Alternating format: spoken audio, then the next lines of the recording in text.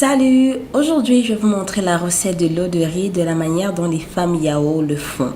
Alors, avant de commencer, si tu n'es pas encore abonné sur cette chaîne-ci, abonne-toi tout de suite pour ne pas rater des vidéos intéressantes. Et aussi, n'oublie pas de laisser un commentaire et de like la vidéo.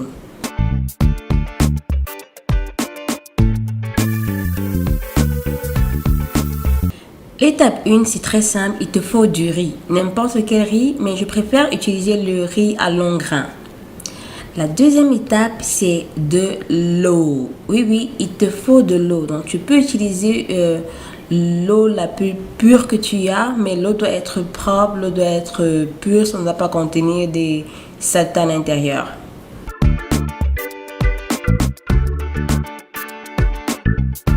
L'étape 3, il faut que tu rinces le riz. Rince juste pour voir, pour enlever les saletés si ton riz est sale. De toute façon, si ton riz est sale, il faudra bien le rincer. Le riz que j'ai utilisé, normalement, il n'est pas sale. On peut le préparer directement, mais j'ai préféré le rincer quand même. Donc, tu peux rincer ton riz ou bien tu ne peux pas le rincer. Ici, il faut juste verser l'eau. Il faut verser la quantité d'eau que tu aimerais avoir pour ton shampoing. Donc, détermine la quantité d'eau que tu aimerais utiliser. Alors, la clé de la recette ici, c'est qu'il faut frotter le riz. Il faut frotter le riz.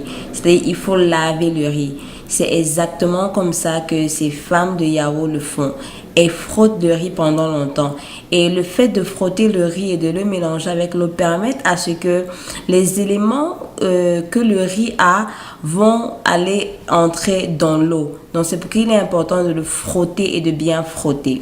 Après avoir frotté, tu laisses même reposer pendant 30 secondes ou 1 minute si tu veux avant de passer à la phase suivante.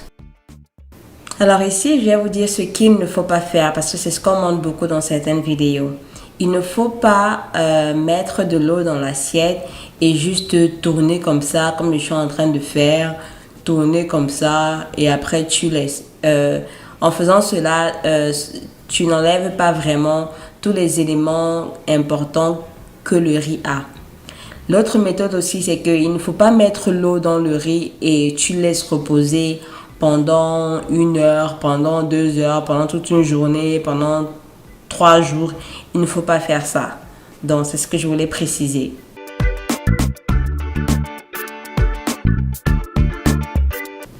Après avoir bien frotté le riz maintenant, il faut le recueillir dans un bocal si tu veux. Donc, ça, c'est l'eau de riz. Comme vous pouvez le voir, il est tout blanc. Il est tout blanc à cause des éléments que le riz a qui sont sortis. C'est pourquoi il est blanc comme cela.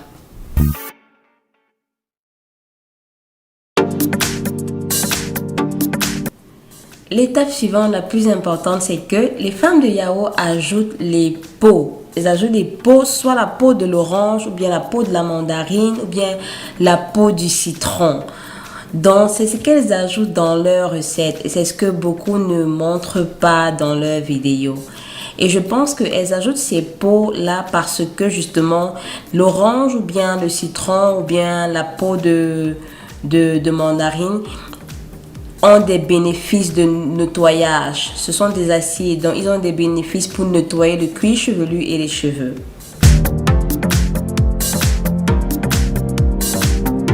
Ensuite, ce qu'on a à faire, c'est qu'on va tout mettre ça au feu maintenant.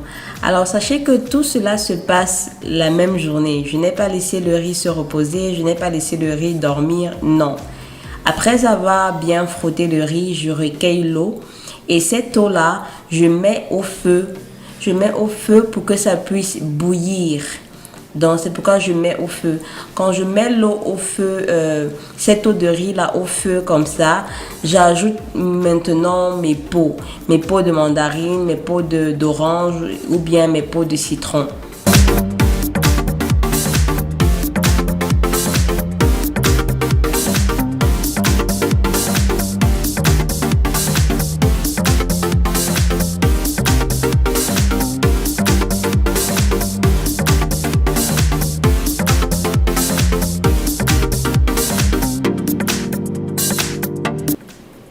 Donc, quand tout commence à bien bouillir, tu peux venir et tourner avec la cuillère pour bien mélanger encore.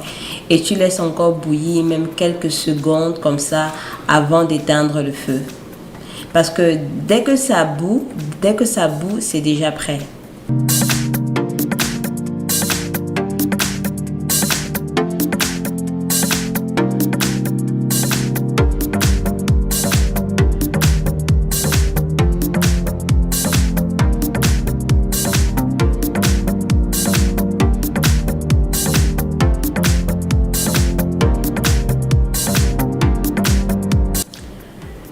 Alors ça c'est l'eau de riz, c'est presque prêt. Il y a plusieurs étapes, c'est presque prêt. Donc quand vous avez fini de bouillir, maintenant vous allez tout mettre ça dans un bocal. Là je mets juste ça dans ce bocal-ci pour vous montrer un peu la différence de avant qu'on ne bout et maintenant. Donc vous mettez aussi les pots d'orange ou bien les pots de mandarine ou bien les pots de citron. Vous mettez tout ça dans un bocal et vous laissez reposer. Alors, pendant que je faisais mes recherches, dans une de mes recherches, elle disait qu'il faut laisser reposer pendant une semaine avant d'utiliser. Il y a d'autres qui ont dit qu'il faut laisser reposer pendant 1 à 3 mois avant d'utiliser.